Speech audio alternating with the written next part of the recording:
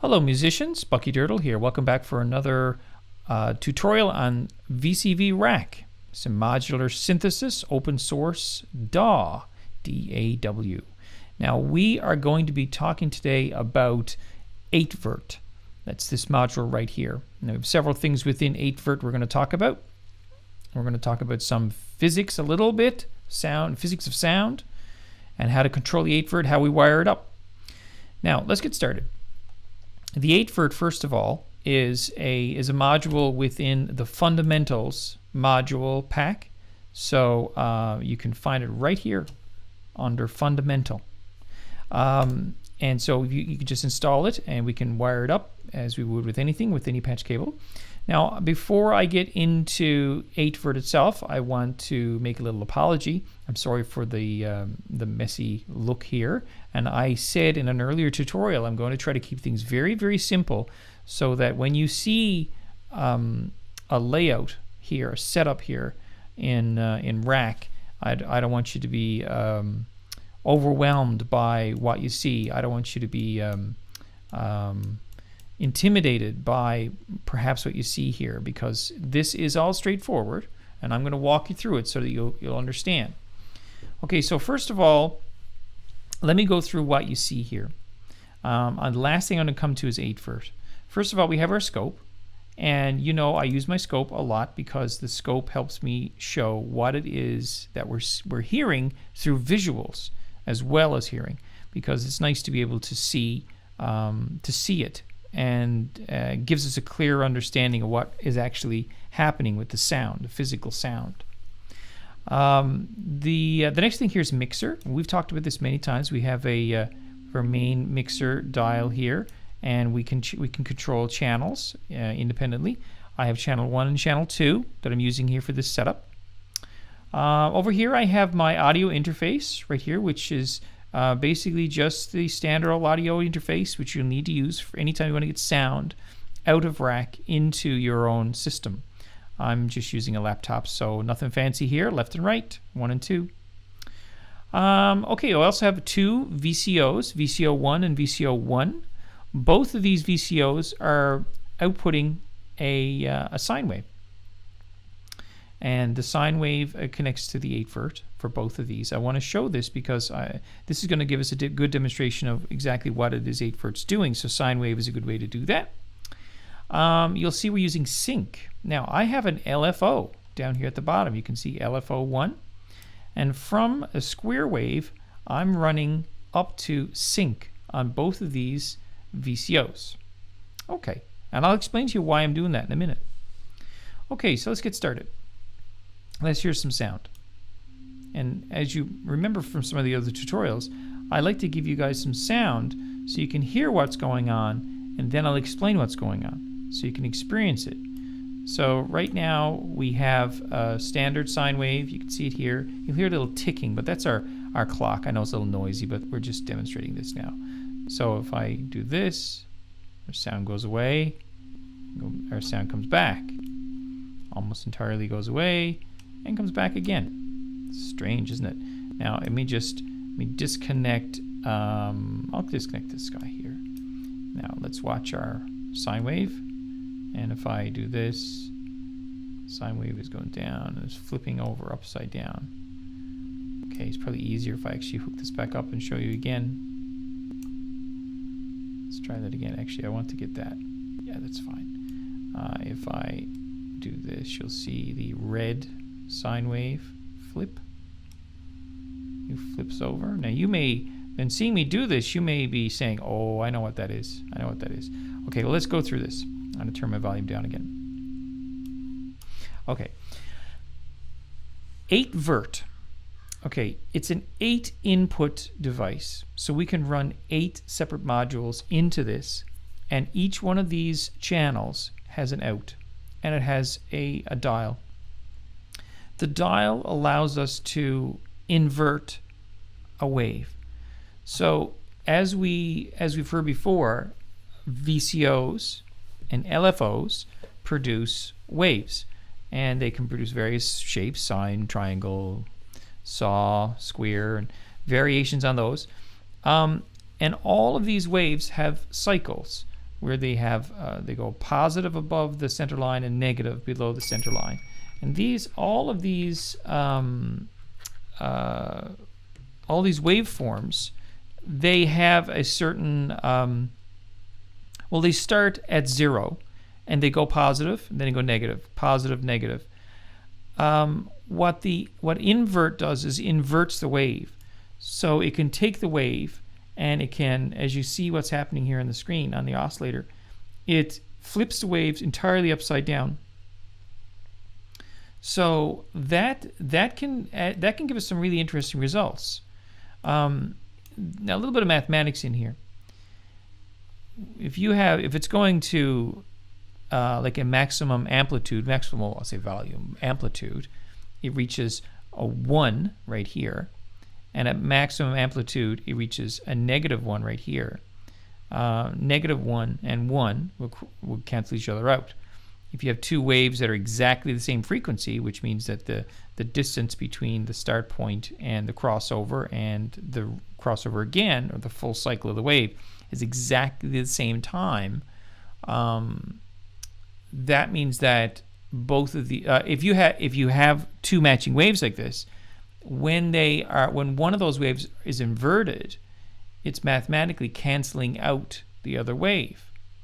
So if you were to guess what you're going to hear when I completely invert the second sine wave, because when we have two oscillators running with two separate sine waves, you will guess that when I invert, what's going to happen is it's going to cancel each other out, and auditorily, it's going to cancel each other too. It's doing it here. You can see it on the oscillator, but let's listen to it.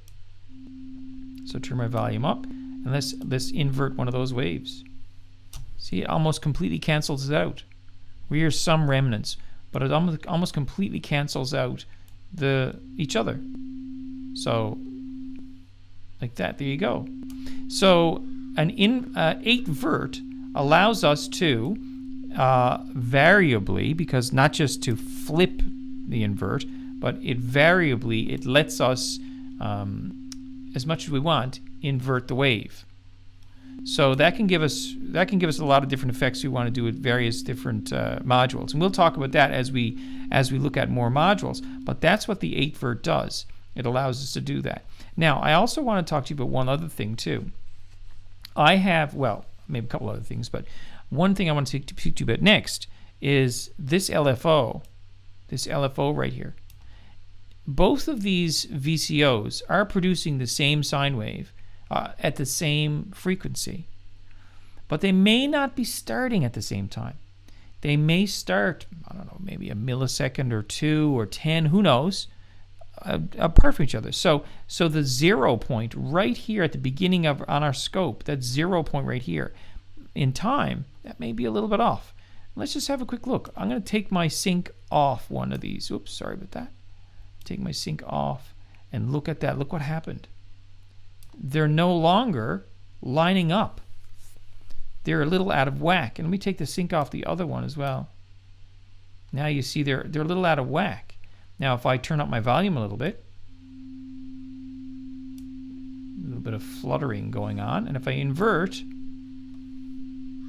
doesn't really do much, because when I invert two waves that are not absolutely in sequence together, in sync together, it doesn't really do anything, because you see that they're not lined up. So the 0 is not exactly the 0 on the other one. So they're a little bit out. Because of that, they won't perfectly delete each other. You know, they won't cancel each other out as they invert.